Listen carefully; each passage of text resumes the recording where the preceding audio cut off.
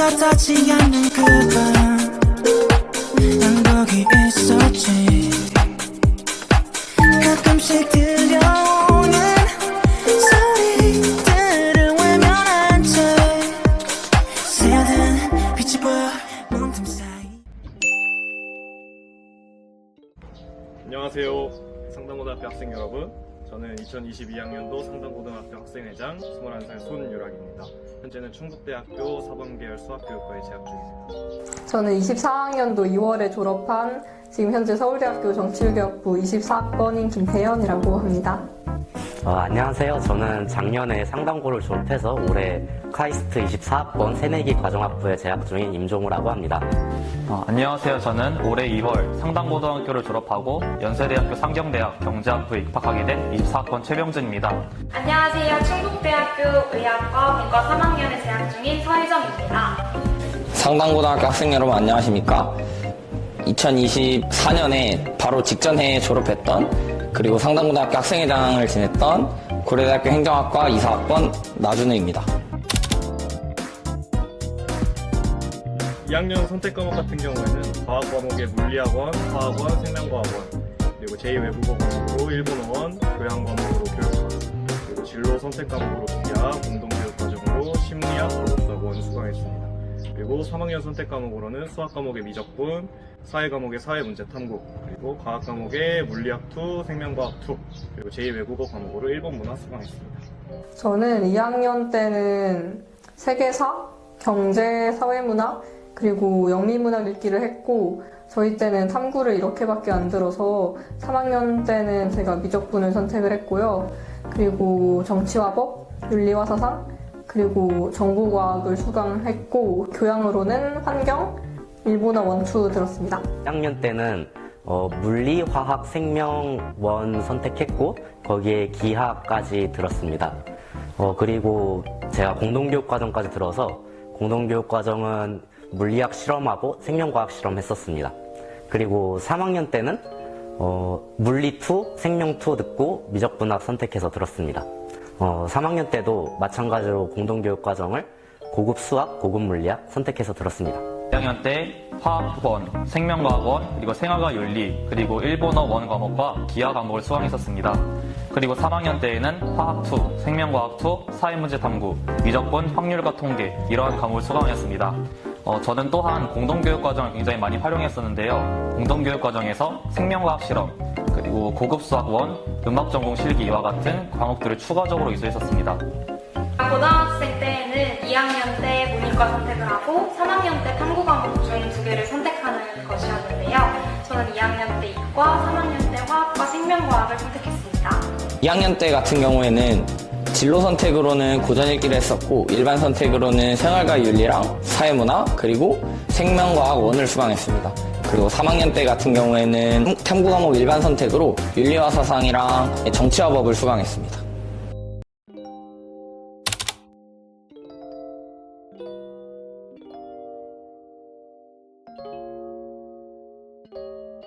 저는 일단 수학교육이라는 제 진로에 맞게 수학 그리고 과학, 교육학 과목이 중요하다고 생각을 해서 수강을 했고 저희 같은 전공을 가지고 있는 동기들에게도 자문을 구한 결과 저랑 비슷한 과목을 이수했고 그리고 저랑 비슷한 학습 경험을 가지고 있었던 것으로 나타났습니다. 저는 아무래도 사회계열이다 보니까 사회 과목은 지리 빼고는 거의 다 들었는데 정말 모든 과목이 제 전공이랑 밀접하게 연관되어 있는 것을 느낄 수 있어요. 특히 대학에서 학종 준비하라고 만든 자료집이 있는데 거기에 있는 추천 과목들은 무조건 듣는 걸 추천을 합니다. 왜냐면 대학에서는 여러분이 이미 그거를 다 알고 있다고 전제를 하고 그 심화된 거를 바탕으로 수업을 나가기 때문에 다 대학에서 하라는 데에는 다 이유가 있어요. 그리고 저는 특히 가장 도움을 받았다고 느끼는 게 세계사 과목입니다. 세계사는 제가 정치학을 공부하면서 가장 많이 도움이 되었던 과목이에요. 특히 이 세계의 역사를 이해하고 또 여러 나라의 관계를 이해하는데 세계사가 큰 도움을 주었고 경제, 사회문화 뭐 이런 거는 양적 연구할 때도 그냥 가장 기본적으로 도움이 됐던 과목이고 또 여러분들께 하나 추천드리고 싶은 거는 정보 관련된 거를 심화해서 들으라는 건데요. 정말 요즘에는 문과 학생들도 코딩 이런 거는 기본적으로 해야 하는 시대가 왔다고 생각을 해요. 왜냐하면 내가 프로그램을 구현해서 뭘 만들 수 있는 능력이 내가 앞으로 뭘 하고 그리고 뭘 새롭게 만들어내는 데 있어서 도움을 많이 주기 때문에 추천을 하고 대학에서도 이런 거를 높이 평가하리라 믿습니다. 또 무엇보다도 저는 영어는 정말 입시를 넘어서 대학 그리고 앞으로 여러분의 삶에까지 계속 영향을 미칠 과목이에요. 절대 영어 포기하지 마시고 특히 저희 학교 그리고 친구들 인스타 스토리 올라오는 것만 봐도 뭐 수업, 교재, 뭐 시험 이런 거 다 영어고 세계 공용어가 영어다 보니까 영어를 많이 써요. 그러니까 영어는 진짜 기본적이니까 제발 열심히 하시는 걸 추천드립니다. 특히 말하기 이런 건 나중에 연습하셔도 읽기나 듣기 이런 거 중심으로 연습하시는 걸 권유드립니다. 저희 전공이 이제 저는 기계공학과를 생각하고 있기 때문에 그걸 기준으로 말씀드리자면은 여러분들이 어떻게 생각하실지는 모르겠지만 제가 생각하기에 기하가 굉장히 중요한 과목이라고 생각합니다. 고등학교 때는 아마 기하와 벡터라는 이름으로 배울 텐데요. 대학교에서는 모든 수학적, 과학적 내용이 다 방향성을 가지고 설명하기 때문에 기하에서 처음으로 이런 방향성을 다루게 되고 이 과목을 듣는 것이 굉장히 중요하다고 생각합니다. 고등학교 때는 아마 이게 성적이 안 나오는 걸로 알고 있어요. 그래가지고 별 부담 없이 그냥 한번 수업 들어보시는 게 좋을 것 같습니다. 과학탐구 과목에서는 기계공학과다 보니까 물리가 저는 필수라고 생각해요. 물리를 안 들으면은 기본적으로 기계공학과 전공 과목에 대한 따라가는 게 굉장히 힘들고 기초 과목에서도 따라가는데 굉장히 힘듦이 있기 때문에 물리 1하고 2까지는 꼭 듣는 것을 추천드리고 싶습니다. 물론 이게 기계공학과에만 해당되는 게 아니고요. 이과생이라면은 물리 1, 2를 다 듣는 것을 권유하고 싶습니다. 현재 제 전공은 경제학, 즉 상경 계열인데요. 저희 학과 경제학과에서는 경제수학 1 그리고 통계학 입문이라는 과목을 필수적으로 수강해야 졸업할 수 있습니다. 각각 경제수학에서는 미적분과 기하, 그리고 통계학 입문에서는 확률과 통계 내용을 다루는데요. 저는 내신을 하면서 미적분, 기하, 확률과 통계 이렇게 3가지 과목을 모두 이수하였기 때문에 지금의 공부에 있어서 굉장히 많은 도움이 되고 있습니다. 경제학과에서 수학을 굉장히 많이 쓴다라는 말이 정말 잘 알려져 있는데요. 실제로 정말 많이 하고 있습니다. 웬만한 공대 과들보다 저희가 선형대수라는 과목을 먼저 할 정도로 저희 학과에서는 정말 다양한 수학 공부를 정말 열심히 하고 있습니다. 그렇기 때문에 경제학과를 지망하시는 후배님들께서는 꼭 저희 고등학교에서 수학적 기초를 튼튼히 다지고 오셨으면 좋겠습니다. 그리고 또 사회탐구에서 배우는 경제 내용도 굉장히 도움이 되겠지만 제가 생각하기에 흔히 말하는 전공적 합성에 부합하는 것은 경제 과목보다는 수학 과목이 더 적합하다고 생각합니다. 그렇기 때문에 수학 과목을 더 많이 듣고 좋은 성적을 가지고 해당 학과에 지원하시는 게 큰 도움이 될 것 같다고 생각합니다. 화학과 생명과학을 선택한 것은 저의 전공 계열 공부에 큰 도움이 되었습니다. 의과대학은 예과 2년, 그리고 본과 4년, 총 6년의 커리큘럼으로 구성되어 있는데요. 이렇게 고등학교 때 배웠던 과학 과목들이 관련된 강의는 의학 물리, 생화학, 그리고 유기화학, 그리고 본과 때 배우는 대사의학 등이 있습니다. 뿐만 아니라 의과대학은 의학 생물학을 기반으로 해서 사람에게 나타날 수 있는 질병과 그에 관한 치료법을 배우는 것이기 때문에 화학과 생명과학에 대한 지식을 미리 쌓고 온다면 의학계열 공부에 충분히 도움이 될 것 같습니다.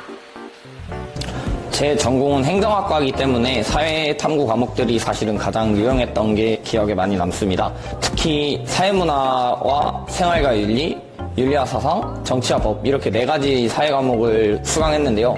기본적으로 이제 문과를 가게 되면 어문 계열을 제외하고는 웬간에서는 통합사회부터 윤리와 사상의 내용까지가 모두 다 나오게 됩니다. 특히 사회문화와 정치와 법 같은 경우에는 우리가 행정학과라고 하던가 혹은 법에 관련된 것들 혹은 사회학과에 관련된 것들 이런 사회계열 측에서는 사회문화와 그 다음에 정치와 법 내용이 가장 기본적인 베이스로 하여 다루기 때문에 꼭 수강하는 것이 좋을 것 같다는 생각이 들었습니다. 집중! 저는 이제 매일 아침 6시 20분에 무조건 기상을 해서 7시 30분까지 학교에 와서 이제 같이 등교했던 친구랑 이제 뭐 내신 기간에는 공부를 하고 아닐 때는 좀 수다도 떨고 농구도 하고 하면서 시간을 보냈던 것 같아요.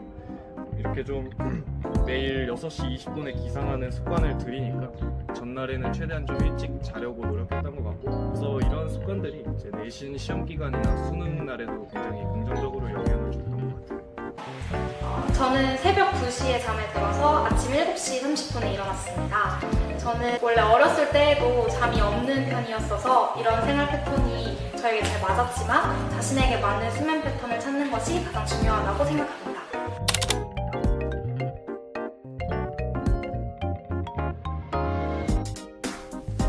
저는 약간 시간이라기보다는 하루에 정해진 할당량을 채우고 그거를 마치면 조금 더 추가하는 형식으로 공부를 했기 때문에 어느 정도의 공부량은 잘 측정하기 어려울 것 같긴 합니다. 하지만 대략적으로 말씀드리면 쉬는 시간 그리고 아침 시간에 1시간 정도 공부했고 야자 시간 꽉 채워서 했던 것 같습니다.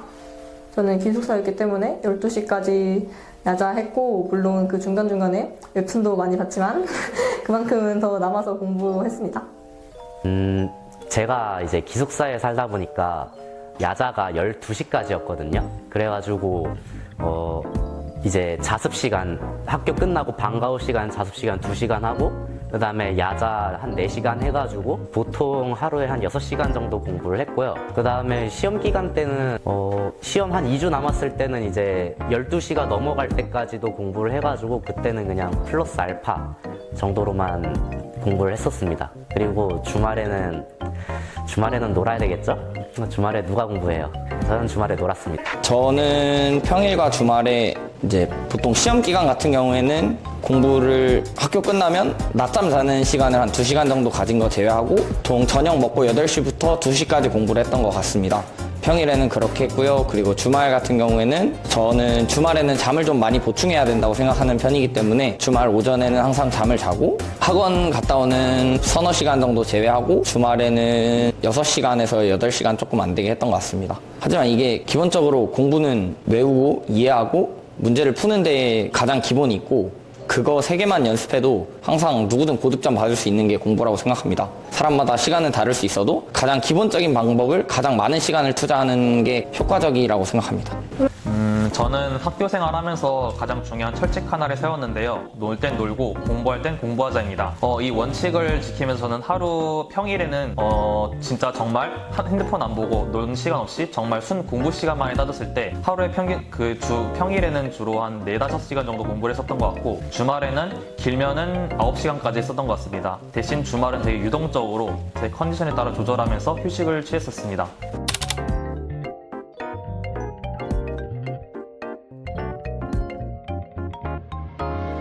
제가 문과라 이과 탐구에 관해선 조언을 드리기 힘들 것 같고요. 저는 본격적인 탐구 공부는 내신만 열심히 했다면 단 그 내신이 전제가 많이 되겠죠. 3학년 여름방학부터 본격적으로 시작해도 괜찮다고 봅니다. 저도 사회문화, 표분석 이런 문제랑 세계사 연도 외우고 이런 건 수능 몇 개월 전부터 정말 싸그리 외울 정도로 본격적으로 준비를 했는데 그렇게만 해도 시간 넘쳐나니까 일단은 내신에 집중하라고 말씀드리고 싶습니다.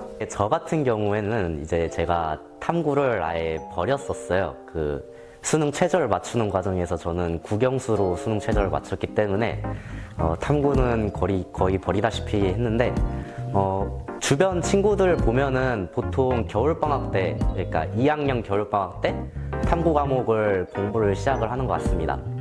그때 탐구 과목을 공부를 해서 만약에 개념이 부족하다 싶으면은 겨울방학 때 개념을 끝내고 개념이 충분하다 싶으면은 겨울방학 때 이제 여러 가지 문제를 접하면서 탐구 과목에 대한 실력을 향상시키고 그 다음에 개학했을 때는 이제 국영수가 굉장히 중요하기 때문에 국영수 위주로 공부를 했던 것 같습니다. 고등학교 3학년 때에는 내신 준비도 하고 생기부 준비도 하고 정시 준비도 하고 굉장히 많은 것을 해야 되기 때문에 시간이 상대적으로 부족할 것입니다.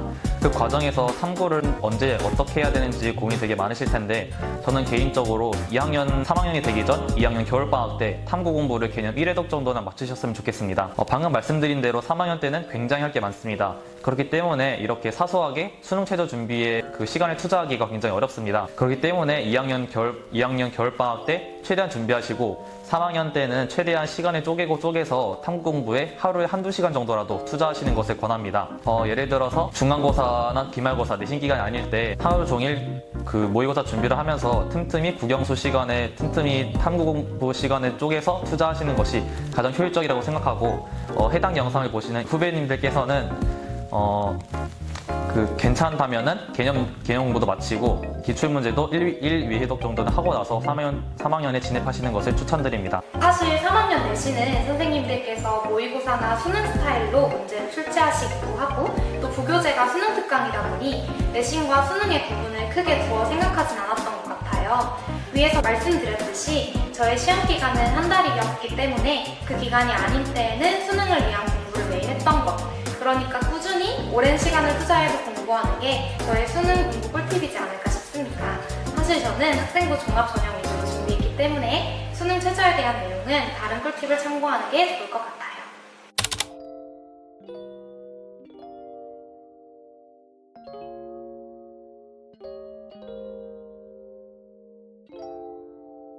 일단은 방학이 짧은 걸 보니까 기말고사 끝나고부터 다음 학기 수학 공부를 시작해야 한다고 생각해요. 특히 2학년 같은 경우에는 공부량이 정말 많을 텐데 방학에 이걸 해야지 하고 생각하지 마시고 시험 끝나자마자 먼저 준비하시는 걸 추천드립니다. 1학년의 경우에는 영단어 그리고 국어 개념 같은 게 기본적으로 안 돼 있으면 앞으로 시간이 가면서 더 힘들어질 거예요. 그렇기 때문에 1학년의 경우에는 내가 부족한 거를 보충을 하고 2학년, 3학년의 경우에는 다음 학기, 특히 3학년은 수능 모의고사 이제 본격적으로 시간 맞춰서 풀어야 하니까 생활 습관 정도는 하는 시간으로 보냈으면 좋을 것 같습니다.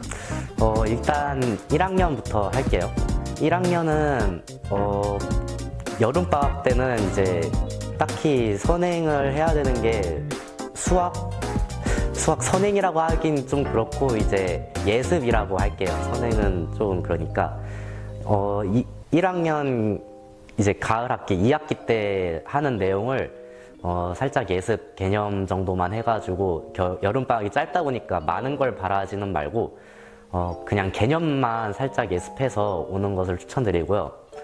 2학년 여름방학 때는 2학기 때 이제 탐구 과목을 선택을 하셨잖아요, 여러분 모두. 그래가지고 그 2학년 2학기 때 듣는 탐구 과목 개념 정도만 예습하고 그 다음에 2학년 2학기 때 수학 2를 들으니까 그 과목에 대해서도 예습을 개념 정도만 많은 걸 바라지 말고 그냥 딱 개념 정도만 예습해 오셨으면 좋겠습니다.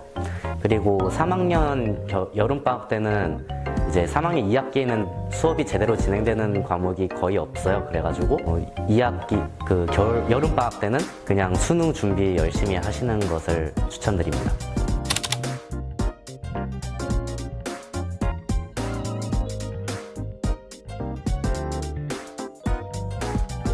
집회고사 준비는 매일 복습해야죠. 매일 복습하시고 그냥 꼼수 부리지 말고 열심히 외우고 특히 선생님 말씀 잘 듣고 선생님께서 강조하시는 게 전부 나오는 게 내신 시험이기 때문에 선생님 말씀 잘 듣는 게 가장 최우선일 것 같습니다. 또 문제를 많이 푸셔야 되고 특히 1학년 학생들의 경우에는 이제 막 중간고사 보셨겠지만 마킹하고 시간 맞춰서 푸는 게 힘들다고 느껴질 수도 있어요. 그런 거는 연습을 많이 해야 합니다. 시뮬레이션을 계속 하면서 시험 시간 관리하고 컨트롤하는 거를 연습했으면 좋겠습니다. 일단 시험 준비 기간을 저는 보통 한 달로 잡고 공부를 했는데 이게 한 달이 진짜 한 달을 열심히 공부한 게 아니라 한 달 중에서도 첫 2주 동안은 약간 시험 개념 정리하듯이 공부하고 그 다음에 마지막 2주 동안에 이제 문제 열심히 풀면서 시간을 많이 들여서 공부를 했던 것 같습니다.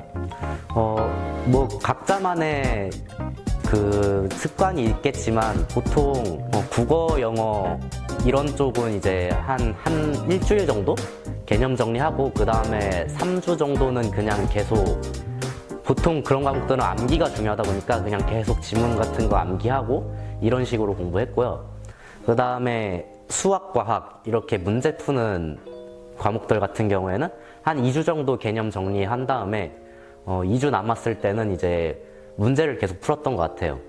문제도 이제 쉬운 문제가 있고 어려운 문제가 있을 텐데 쉬운 문제부터 차근차근 하면서 시험 전주쯤에는 이제 어려운 문제, 뭐 킬러 문제 막 이런 것들 풀었던 것 같습니다. 그 국어 같은 경우에는 저는 완전 생 암기라고 생각하기 때문에 그냥 한 일주일 정도 그 지문 분석 같은 거 하고 한 3주 내내 그냥 지문 외우는 시간을 가졌습니다. 그리고 뭐 문제 같은 거는 시험 전주에 그냥 조금씩 풀어봤고요. 영어도 국어와 마찬가지로 완전 암기 과목이라고 생각해서 그냥 영어는 한 3주 동안 계속 지문만 암기하고 마지막 1주 동안에 문제 풀어보는 방식으로 시험 준비를 했던 것 같습니다. 수학, 과학 같은 경우에는 방금 전에 말씀드렸다시피 똑같은 방법으로 준비를 했어요. 지필고사는 당일 복습을 원칙으로 했지만 보통 한 달 전부터 본격적인 지필고사를 준비했어요. 그리고 수행평가는 사실 당일 복습을 하기도 하고 제가 정한 시험 기간은 한 달로 긴 편이다 보니 그 기간 안에 수행평가가 들어있기 마련이에요. 그래서 보통은 다 아는 내용이잖아요. 그래서 딱히 준비에 어려움은 없었지만 달달 외워야 하는 것들이 있다면 2, 3일 전부터 매일매일 백지에 써보는 방식으로 준비했던 것 같습니다. 저만의 공부 방법이라 하기보다는 제가 마음속에 가지고 있던 원리 중에 하나였는데요. 책에 있는 모든 내용을 이해하고 이해하지 못하면 암기하라 라는 원칙을 가지고 그렇게 꾸준히 공부해봤습니다. 이러한 원칙을 지키면서 저만의 공부 방법 중 하나로 백지노트 공부법을 굉장히 많이 활용했었습니다. 백지노트 공부법은 굉장히 많이 들어보셨겠지만 오늘 내용 배용을 위에다가 토픽으로 하나 쓰고 그 토픽에 관한 내용을 아무것도 보지 않고 교과서나 책, 문제집 하나도 보지 않고 자신이 아는 내용을 A4 용지, 백지에다가 하나하나 다 써내려가는 것입니다. 해당 공부 방법을 통해서 자신이 모르는 것은 어떤 부분이고 잘 알고 있는 부분은 어떤 부분인지 객관적으로 복습할 수 있는 방법 중에 하나라고 생각합니다. 저는 이 방법을 전공 공부를 하는 도중에도 사용하고 있습니다. 제가 고등학교 때 사용했던 백지노트 공부법을 대학 와서도 사용할 수 있었고 이러한 백지노트 공부법은 앞으로도 지금도 계속해서 효율적으로 사용할 수 있는 공부 방법 중 하나라서 꼭 추천드리고 싶습니다.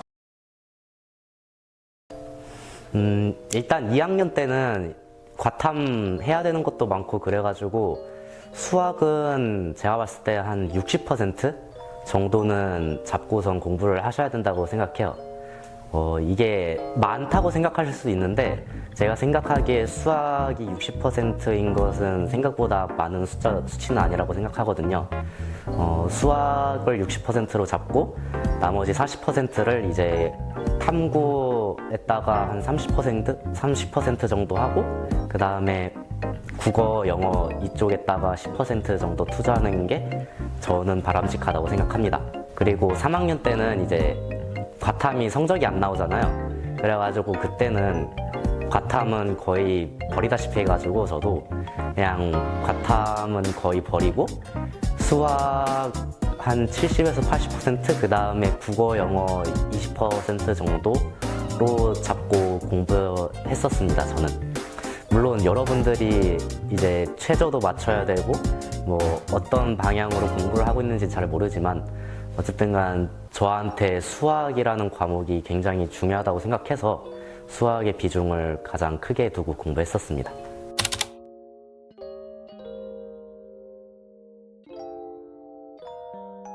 둘 다 강조하고 싶은 거는 최저를 맞춰야 대학 간다입니다. 최저를 못 맞추면 대학을 못 가요. 최저 충족률이 생각보다 정말 낮습니다. 이게 어느 학교든지 그리고 어느 성적대든지 최저를 맞춰야 여러분의 성적대로 대학을 가실 수 있습니다. 즉 최저를 못 맞추면 여러분 열심히 한 노력이 물거품이 된다는 소리예요. 최저는 그냥 기본입니다. 최저를 맞춰야 일단은 내가 한 노력만큼의 대학을 가고 아니면 그 이상도 노려볼 수 있다는 거를 말씀드리고 싶습니다.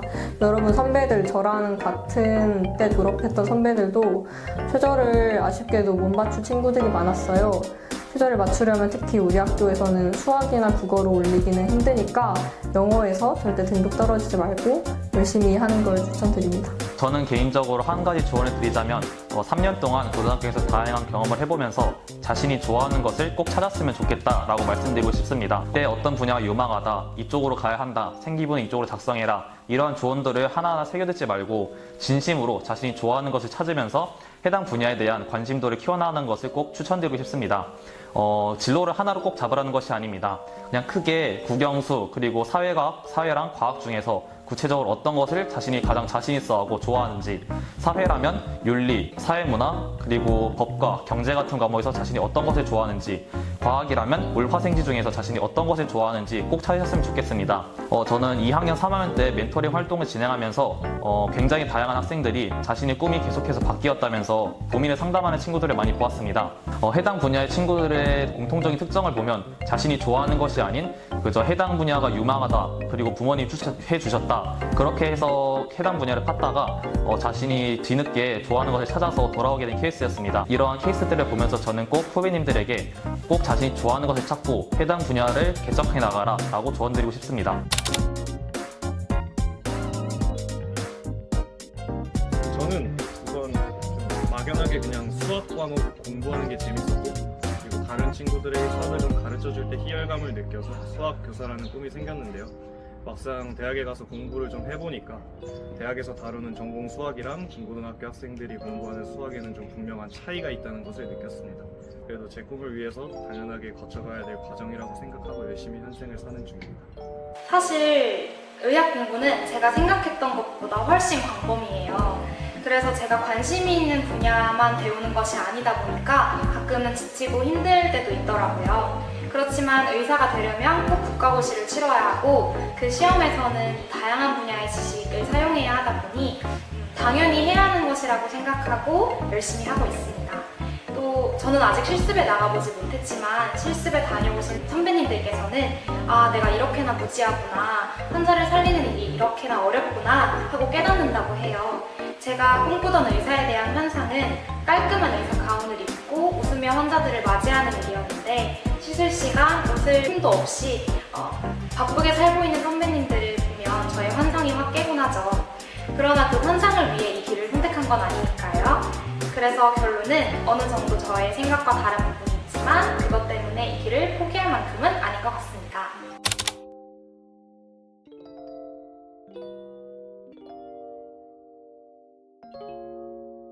일단 제가 생각할 때 동아리가 대학 합격 여부를 결정짓는 절대적인 기준은 아니라고 생각을 해요. 물론 어느 정도 영향을 주겠지만 가장 중요한 것은 동아리에서 이제 어떤 것을 했고 그걸 통해 어떤 점을 느꼈는지가 중요하다고 생각을 하고, 대학을 지원할 때 그런 느낀 점들이 어떻게 작용했는지, 그리고 내가 이 대학에 왜 가고 싶은지에 대한 학생 본인의 분명한 생각이 있다면 충분하다고 생각을 합니다. 당장 이제 맞지 않는 동아리에 들어갔다고 해서 낙담하실 필요 없고, 진로에 맞는 동아리로 옮긴다거나 옮길 수 없는 상황이라면 그 동아리에서 최선을 다하면 될 것 같습니다. 면접 준비에서 먼저 가장 중요한 것은 자신의 생기부를 분석하는 것이라고 생각해요. 면접은 한정적인 내용만을 담고 있는 자신의 생기부에 대해 면접관들에게 설명할 수 있는 기회가 주어지는 것인데요. 그래서 저는 생기부를 인쇄해서 각 활동마다 활동 내용, 배운 점, 그리고 전공 과목과의 연관성 등을 포스트잇에 적어두었습니다. 제가 입시를 할 때는 생기부를 조작해서 학교에 입학하는 사건들이 이슈가 되었을 때라서 과연 이 활동을 학생 본인이 직접 한 것이 맞는가를 면접관들이 궁금해한다고 느꼈어요. 그래서 어떤 활동에 대해 질문을 하더라도 그 활동에서 나의 역할이 무엇이었는지, 어떤 내용이었는지, 또 내가 어떤 것을 배웠는지, 특히나 전공 과목에 대하여 성장한 부분이 있다면 더 좋았겠죠? 그런 것들을 자세히 설명할 수 있도록 준비하는 게 필요했어요. 그래서 면접관들은 내가 중요하지 않다고 생각한 부분에서도 질문을 할 수 있기 때문에 모든 부분을 분석해 가는 것이 좋아요. 저의 경우에는 2학년 때 한 표 차이로 부반장 선거에서 떨어진 경험이 있는데, 담임 선생님께서 이 부분을 행동 특성 및 종합 의견에 적어두셨더라고요. 저는 이 부분을 전혀 질문하지 않으실 거라고 생각을 해서 준비하지 않았었는데, 뜬금없이 이 부분에 대한 질문을 주시면서 그때 기분이 어땠냐라고 질문을 주셨고, 다행히 기지를 발휘해서 잘 답변을 했지만 여러분은 미리 준비해 가시면 더 좋을 것 같습니다. 두 번째는 대학 홈페이지 공부하고 가기입니다. 대학, 특히 이제 학과 홈페이지에 들어가면 그 학과가 어떤 학생을 양성하고 싶어 하는지 교육 목표가 상세하게 나와 있어요. 이제 그 부분을 자세히 읽고 내가 그런 학생이다, 또 그런 학생이 될 것이다를 어필하는 것이 중요해요. 저의 경우에는 충북대학교 의과대학이 지역의사 양성에 관심이 많다는 것을 알고 면접에 들어갔고, 그래서 나중에 의사가 되어서 충북 지역에서 활동하는 의사가 되어 지역의료 발전에 힘쓰고 싶다라는 말씀을 드렸는데 면접관님께서 엄청 좋아하셨던 기억이 납니다. 첫 번째는 올해 트렌드 알고 가기입니다. 학교마다 면접의 스타일이 다를 수 있지만 그 당시 사회적 이슈가 되는 주제에 대한 의견을 물어보시기도 합니다. 저의 경우에는 그런 주제에 대한 직접적인 질문은 없었지만 관련이 있는 질문에 은근슬쩍 제가 이런 것도 압니다 하는 느낌으로 끼워 넣어 답변을 드리니 되게 놀라시더라고요. 예를 들어서 성적이 정말 공부를 열심히 했을 것 같은데 공부하는데 스트레스는 받지 않았나요? 학생은 스트레스를 어떻게 풀었나요? 라는 질문을 받았을 때 그 당시에 유행하던, 그 당시에 책에 굉장히 많이 등장하던 회복탄력성이라는 단어를 사용해서 답변을 드렸고 면접관님들이 굉장히 좋아하셨습니다. 지금은 5년이나 지나버린 일이지만 여러분도 공부뿐 아니라 다양한 방면으로 탐구하는 인재라는 것을 드러낼 수 있으면 좋겠습니다. 마지막은 목소리는 당차게, 그리고 대답은 명료하게입니다. 너무 당연한 것들이지만 들어갈 때 인사를 예의 바르게 하고 대답은 항상 당차게 하는 게 중요해요. 그리고 또 명료하게 대답하는 팁을 드리자면 두 갈식으로 이야기하기입니다. 아까의 예시처럼 스트레스를 어떻게 풀어요? 라는 질문이라면 제가 스트레스를 푸는 방식은 두 가지입니다. 첫 번째는 어떤 것이고 두 번째는 어떤 것입니다. 이렇게 말씀드리는 거예요.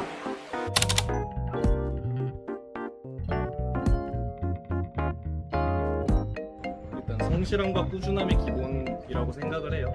매일 이제 책상에 앉아서 수학을 공부할 수 있는 학생이 수학을 잘하기 위한 기본이 되었다고 생각을 하고, 이제 제가 추천드리고 싶은 수학 공부는 스스로 개념 공부하기입니다. 보통 학생들은 이제 학교 수업 또는 인강 학원에서 수업을 듣고 바로 문제를 풀어야 되는 상황에 직면하게 되는데, 이렇게 공부를 하다 보면 그냥 단순하게 암기식, 주입식으로 수학을 공부하게 되는데, 여러분도 알다시피 수학 과목은 다양한 상황에서 기억력과 사고력이 굉장히 요구되는 과목이니까 저한테 맞는 수학 개념서 한 권을 선정을 해서 이제 스스로 개념 공부를 하고 그 중에 이제 또 문제를 집어서 풀어보고, 그리고 모르는 문제가 있으면 학교 선생님을 좀 괴롭혔어요. 가서 이제 좀 모르는 거 있습니다 하고 이렇게 질문도 하고, 그러면 이제 선생님께서 피드백을 주시면 그걸 토대로 이제 스스로 좀 더 공부를 하고, 만약에 그럼에도 불구하고 모르는 개념이 있거나 어려운 문제가 있으면 전 사설인강을 좀 참고를 해서 부족한 부분을 채웠던 것 같습니다. 저만의 공부 방법은, 저는 딱히 제가 그렇게 특별하게 공부 방법이 있었다고 생각을 하지 않아요. 뭐 있었다고 하면은 저는 수학의 경우에는 이제 오답노트를 꾸준히 썼고, 그 다음에 그 수학 문제 푸는데 좀 시간을 많이 투자했다? 이게 수학 문제 푸는 사람들 보면은 이제 자기가 수학 문제 막히면은 보통 이제 답지를 먼저 펴보는 친구들이 있어요. 근데 저는 그런 공부 방식을 별로 추천드리지 않거든요. 이게 수학을 막힌다고 답지를 먼저 피는 순간, 지금 웃으시는 분들 많은데, 수학 막힌다고 답지를 피는 순간 이제 그 문제는 제가 푼 게 아닙니다. 이게 저와 머릿속에 개념이 있고 이제 그걸 응용해서 문제를 푸는 거잖아요. 근데 만약에 답지를 딱 피는 순간 그 답지의 풀이에 매몰되게 돼 있어요, 보통 사람은. 저는 보통 그래서 답지를 펴보지 않고 그냥 시간이 많이 들더라도 한 문제 막 30분, 1시간 이 정도 투자를 해가지고 계속 그 머릿속에 있는 개념들 중에 어떤 개념을 활용해서 풀어야 될까 고민하고, 그 개념이 맞는 것 같다 싶으면은 이 개념을 어떻게 응용해서 풀어야 될까라는 생각을 계속 하면서 문제를 풀었던 것 같아요. 그러다 보면 이제 그 개념도 다시 한번 암기하게 되고, 그 응용하는 능력을 그렇게 키우는 거거든요, 문제를 푸는 것을.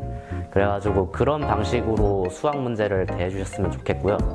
그리고 오답노트 같은 경우에는 뭐 수학뿐만 아니라 다른 과목, 뭐 과학도 그렇고 뭐 국어, 영어는 잘 모르겠는데, 그런 과목들 같은 경우에 이제 한번 풀고 이제 채점한 다음에 왜 답이 틀렸지는 한 번씩 보잖아요, 보통. 근데 거기에서 멈추는 게 아니라 그냥 오답노트, 책 노트 한 권 사가지고 뭐 문제 쓴 다음에 거기에다가 풀이 과정 깔끔하게 적어보는 그런 정리 정도는 해보는 것이 좋다고 생각합니다. 앞으로 한번 써봤을 때 훨씬 더 문제에 대한 기억이 오래가고 그게 좀 도움이 될 수 있었던 것 같아요. 제가 앞서 경제학과에 대해 설명하면서 수학적인 기초가 굉장히 중요하다고 말씀드렸는데요. 제가 수학 공부를 하면서 가장 중요하게 여겼던 원칙 두 가지는 튼튼한 개념과 꼼꼼한 오답노트 정리입니다.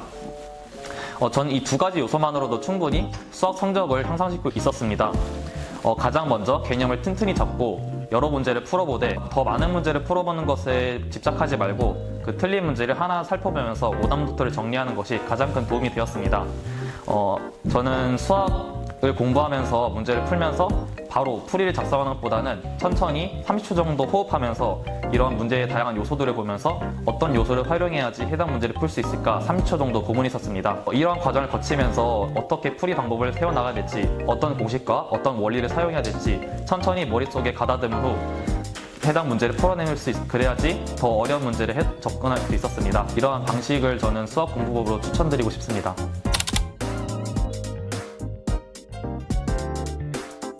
분명히 저는 도움이 되었다고 생각을 합니다. 저는 이제 학생부 종합전형으로 지금 다니고 있는 학교에 입학을 했는데 아무래도 대학에서는 뭐 리더십, 양보, 배려 등 다양한 이제 필수 역량을 요구하는 추세인데 이제 학생의 활동이 대학에게 면접이나 학생부 종합전형에서 이런 필수 역량을 어필할 수 있는 좋은 기회라고 생각을 해서 학생의 활동은 정말 강추합니다.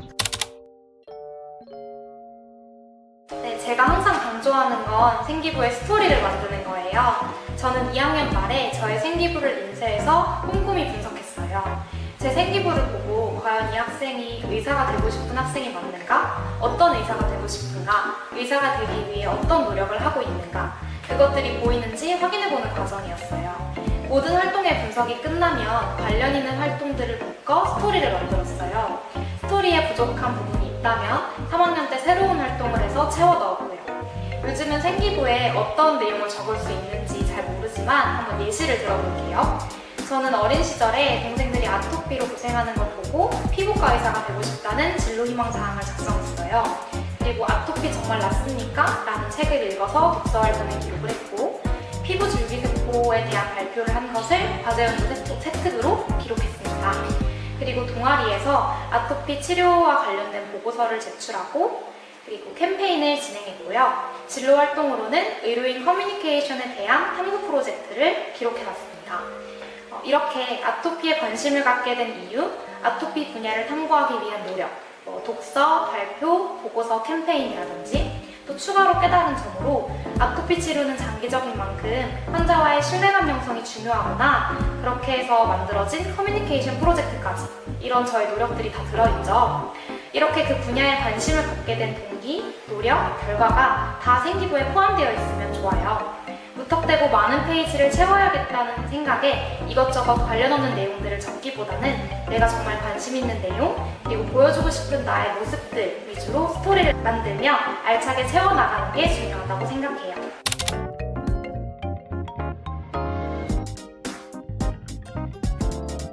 제가 노베이스의 입장이 아니라서 확실하게 정확한 답변을 드리기는 어렵지만 만약 제가 노베이스 학생이라면 저는 현재 제 학년에서 두 학년 정도 낮춰서 해당 학년의 문제집을 풀 것 같습니다. 예를 들어서 제가 고등학교 3학년이면 고등학교 1학년 수준의 문제집을 찾아서 푸는 과정을 거칠 것 같습니다. 공부에 있어서 이런 개념적인 기초는 굉장히 중요합니다.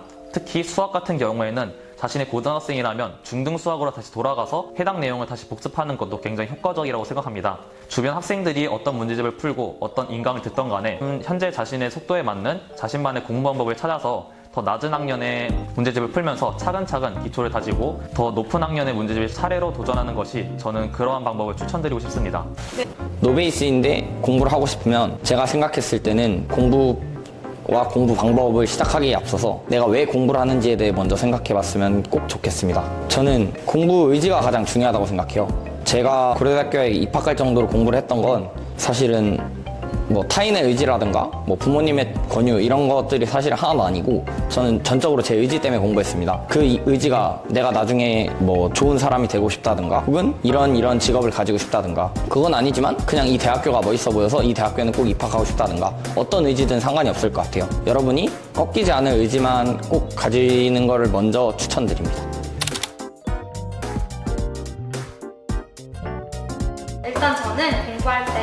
핸드폰을 저에게서 아주 멀리 떨어뜨려 놓았습니다. 독서실에서 공부할 때는 독서실 서랍 안에 핸드폰을 두고 오픈 스페이스로 나와서 공부를 했어요. 중학교 때는 아예 핸드폰을 부모님께 맡기고 한 달간의 시험 기간을 보냈던 기억이 있습니다. 이렇게 핸드폰 외에도 저를 방해하는 것들로부터 멀리 떨어지는 연습이 중요한 것 같아요.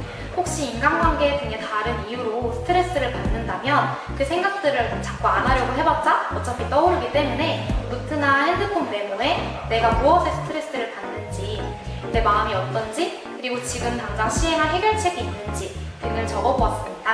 이렇게 생각을 밖으로 꺼내 적어보면 제3자의 입장에서 나의 마음을 볼 수 있고, 그래서 그 생각으로부터 멀어질 수 있더라고요.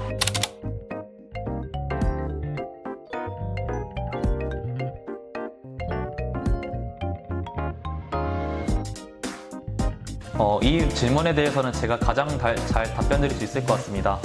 저도 1, 2, 3학년 때 각각 매년 꿈이 바뀌었던 스타일이었습니다. 1학년 때는 의대, 2학년 때는 경찰대, 3학년 때는 컴퓨터공학으로 정했다가 결국에는 경제학부에 진학하게 되었는데요. 저는 이렇게 3년 동안 진로가 꾸준히 바뀌었음에도 불구하고 한양대학교 공과대학 학생부 종합전형으로 최초 합격하였습니다. 제가 해당 결과를 이룰 수 있었던 합격 요인으로는 이러한 다양한 분야 속에서 하나의 공통점을 찾고 이를 3학년 때 융합해왔다는 점이 가장 큰 합격 요인이 아닐까 싶습니다. 아무리 진로 분야가 각각 떨어져 있더라도 이러한 분야 속에서 공통점을 찾고 이를 3학년 세특에 융합적으로 녹여냄으로써 좋은 결과를 얻을 수 있었다고 생각합니다. 현재 대학에서도 하나의 분야가 아닌 다양한 분야, 다학제적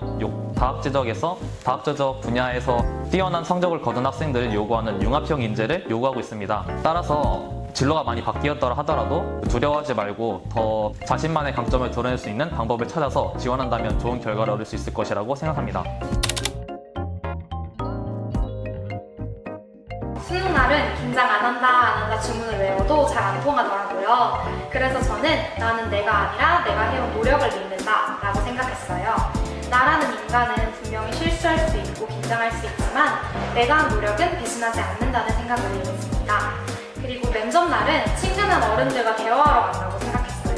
내가 좋아하는 또 예쁨 받고 싶은 어른들께 인사드리러 가는 느낌으로 밝고 명랑하고 당차게 하고 싶은 말을 하고 오면 후회가 없습니다. 오히려 어려운 자리다, 실수하면 안 된다 생각하면 더 힘들 것 같아요. 나만의 동기부여 방법이 있으셨나요? 나는 반드시 할 수 있다는 생각, 그리고 나에 대한 신뢰가 가장 중요했던 것 같아요. 나는 무슨 일이 있어도 꾸준히 노력하는 사람이니까 결국엔 해낼 거다 라는 믿음이 제가 여기까지 올 수 있게 해주었던 것 같아요.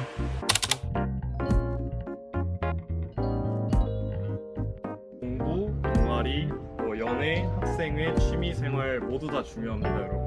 모두 고등학교 시절에만 할 수 있는 또 아름답고 소중한 추억들이니까요. 어떤 부분이 또 부족하다면 다른 부분으로 충분히 채우면 되니까 어떤 부분이 부족하다고 해서 전혀 낙담하실 필요 없습니다.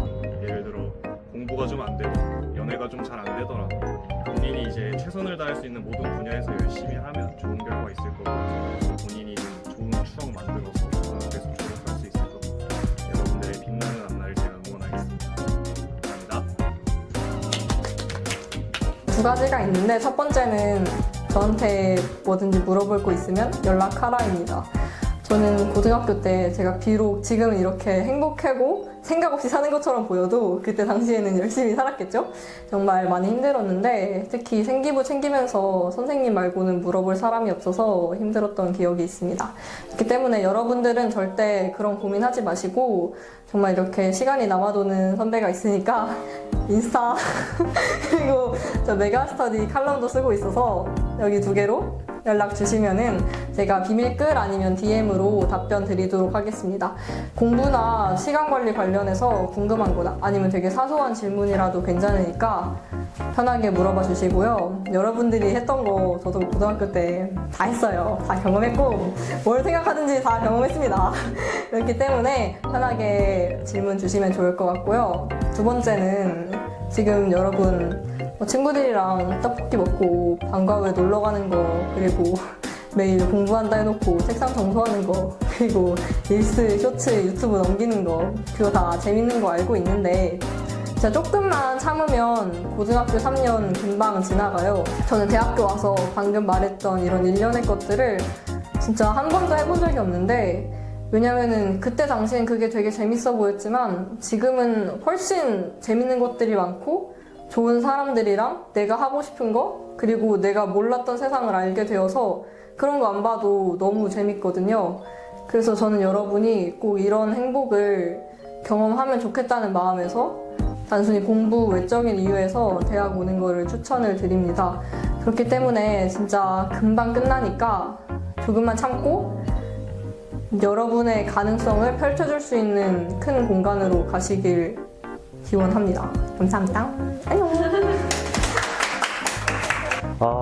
저는 이제 주변에 카이스트 친구들을 보면은 이제 목표가 확실한 친구도 있고 불확실한 친구도 있는데 이제 목표가 확실한 친구들 같은 경우에는 되게 자신이 가야 될 길을 정확히 알고 헤매지 않고 자신이 가야 될 길을 똑바로 가는 그런 느낌을 받았어요. 그래가지고 만약에 여러분들이 목표가 없다면은 자신의 목표를 갖는 것을 추천드리고 만약에 목표가 있다면은 그 목표를 향해 열심히 달리시기를 응원합니다. 모두 앞으로 좋은 미래가 있기를 바랍니다. 상당고 후배들에게 해주고 싶은 말이 있으시다면 해주시면 좋을 것 같아요. 한 가지 딱 하나만 명심하셨으면 좋겠습니다. 대학 입시는 50m 달리기가 아닌 마라톤이라는 점입니다. 한국어 종일 공부해서 한다면 성적이 향상되고 좋은 결과를 얻을 수도 있겠지만 장기적으로 봐야 하는 대학 입시에서 힘들 것이라고 생각합니다. 매일매일 공부만 하고 매일매일 연습하고 문제 푸는 시간에만 투자하지 마시고 학교에서 가지고 있는 쉬는 시간이나 체육 시간 이럴 때 가끔 휴식을 취하고 친구들과 이야기를 놀면서 한 번 정도는 리프레시하는 과정을 꼭 거치셨으면 좋겠습니다. 그리고 또 한 가지, 일주일 중에 하루 정도는 꼭 쉬었으면 좋겠다고 말씀드리고 싶습니다. 일주일에 6일은 하루 종일 공부하더라도 하루 정도는 리프레시하는 시간을 가지면서 자기가 좋아하는 취미생활을 한다든지 간단하게 러닝 같은 운동을 한다든지 이러한 과정을 거치면서 자신의 멘탈을 회복하고 이런 멘탈을 꾸준히 붙잡고 대학 입시의 성공까지 올인하시는 그 끝까지 붙잡아서 이어나가시는 것이 좋다고 생각합니다. 이렇게 일주일 중에 하루 정도 리프레시하는 것은 저희 연세대학교 선배님들 중에서 로스쿨이나 행정고시 같은 그 심화적인 진로를 준비하시는 선배님들도 일주일 중에 하루는 책도 안 펴고 그 하루 종일 쉬신다고 합니다. 꼭 일주일에 하루 정도는 꼭 쉬시고 리프레시하는 과정을 거치셨으면 좋겠습니다. 이상입니다. 어지럽다. 아직은 내 앞에 어떤 미래가 있을지 알 수 없어 두렵고 걱정될 수 있지만 결국 나는 해낼 수 있을 거라고 자신을 믿고 응원해준다면 원하는 꿈을 이룰 수 있을 거예요.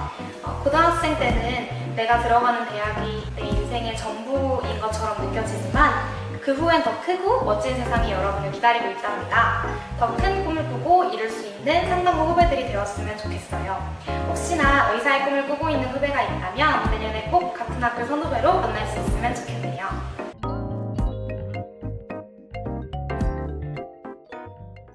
진짜 우리 초등학생 때부터 공부했는데 이제 대학생이야. 너가 자지마 했잖아? 너 카이스트 올 수 있었어. 꽁꽁 얼어붙은 고려대 위로 연세대가 날아다닙니다. 즐거우세요? 즐거우시냐고요? 외과인데 안 즐거울 리 없잖아요.